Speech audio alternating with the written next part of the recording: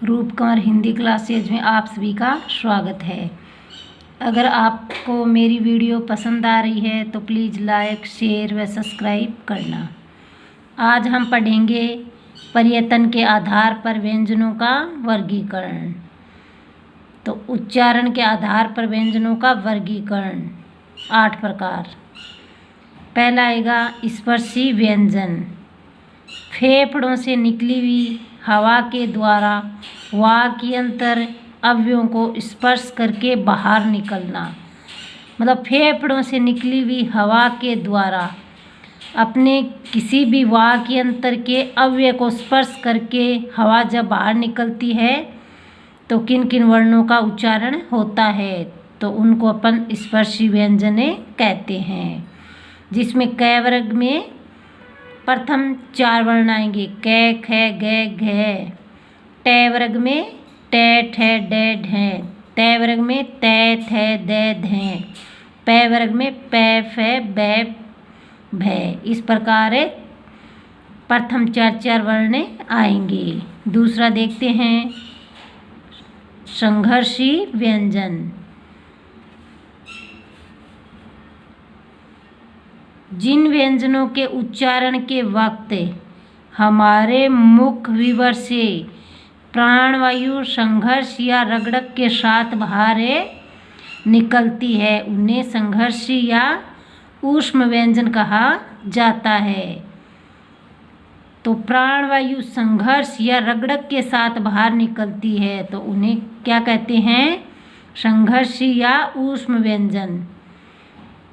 तो इसमें आएंगे स, है। तो संघर्षी व्यंजन जैसे संघर्षी एस और ये स है तो एस से, तो आप एस याद रख लेना। तो संघर्षी व्यंजन में एस तो स है। 3 नंबर पे आता है स्पर्श संघर्षी व्यंजन। जिन व्यंजनों में स्पर्श व संघर्ष दोनों की स्थिति पाई जाती है, मतलब स्पर्श और संघर्ष दोनों की स्थिति, तो वो कौन से व्यंजन कहलाते हैं? स्पर्श संघर्षी व्यंजन। जिसमें च, छ, ज, झ 4 वर्ण आते हैं। तो इसकी ट्रिक बनाई है मैंने SSC, मतलब S से स्पर्श, S से संघर्षी और C से च, छ, ज, झ। तो संघर्षी व्यंजन आए तो SSC याद रख लेना, स है। और स्पर्श संघर्षी व्यंजन आए तो SSC, जिसे च, छ, ज, झ। 4 नंबर पे आता है अपना नासिकेय व्यंजन। जिन व्यंजनों के उच्चारण में प्राणवायु केवल नाक से बाहर निकलती है उनको क्या कहते हैं? नासिकेय व्यंजन। प्रत्येक वर्ग का पंचम अक्षर क्या कहलाता है? नासिकेय व्यंजन। अगला अपना आता है पार्श्विक व्यंजन। 5 नंबर पे कौन सा है? पार्श्विक व्यंजन। पार्श्व का अर्थ होता है बगल, अर्थात जब हम किसी भी वर्ण का उच्चारण करते हैं तो वायु जिह्वा की दोनों बगलों से बाहर निकल जाती है। तो इसमें कौन सा आएगा? ल है, वो कौन सा व्यंजन है? पार्श्विक व्यंजन। अगला आता है प्रकंपित या लुंठित। कौन सा है? प्रकंपित या लुंठित। जब हम किसी वर्ण का उच्चारण करते हैं तो हमारी जिह्वा में 2-3 बार कंपन उत्पन्न होता है। मतलब जिस वर्ण का हम उच्चारण करते हैं तो हमारी जिह्वा में कंपन उत्पन्न होता है, तो वह व्यंजन है र। अपन र का उच्चारण करते हैं तो अपनी जिह्वा है वो क्या? कंपन करती है। तो इसे प्रकंपित या लुंठित भी कहते हैं। और आगे वाला है अपना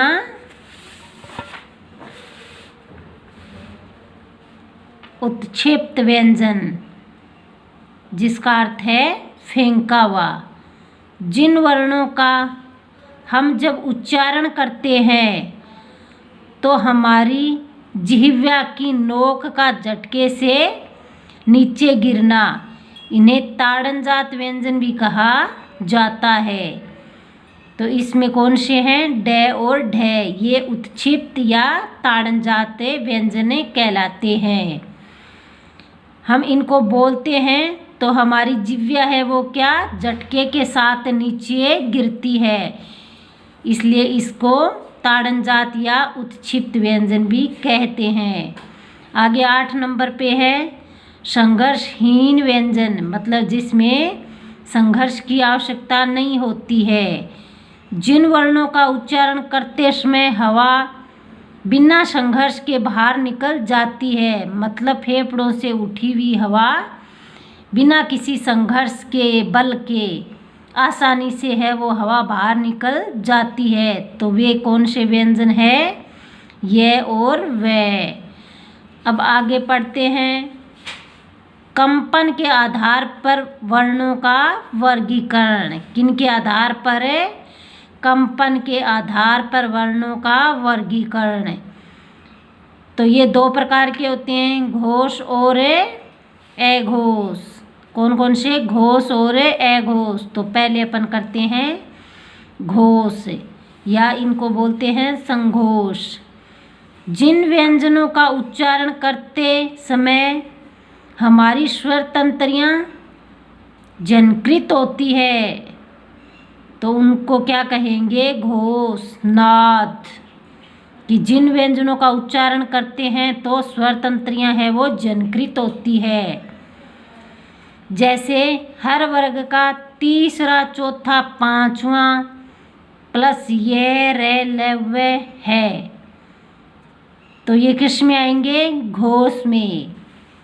ऐसे याद नहीं रहे तो मैंने एक ट्रिक बनाई है। जैसे 3, 4, 5 यारों में लड़ाई हो रही है और उनका स्वर गूंज रहा है, तो इस प्रकार इसमें तीसरा, चौथा, पांचवा व्यंजन आ जाएगा, प्लस ये रे, ले और वे आ जाएंगे और है आ जाएगा। बाकी उनका स्वर गूंज रहा है तो सारे स्वर इसमें आ जाएंगे। इस प्रकार इनकी कुल संख्या कितनी है? 31। आगे वाला अघोष। अघोष जिन व्यंजनों का उच्चारण करते समय हमारी स्वर तंत्रियों में कंपन नहीं होता है तो उन्हें क्या कहेंगे? अघोष। जैसे हर वर्ग का पहला, दूसरा प्लस से, तो इनकी संख्या है 13। तो ऊपर वाले घोष में 31 उल्टा कर दो तो इनकी 13 है। अगर ऊपर वाले घोष याद हो जाएंगे तो अघोष अपने आप याद हो जाएंगे।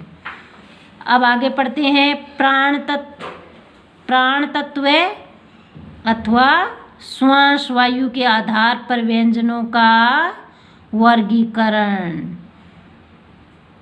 ये 2 प्रकार के होते हैं, एक अल्प प्राण और एक महाप्राण।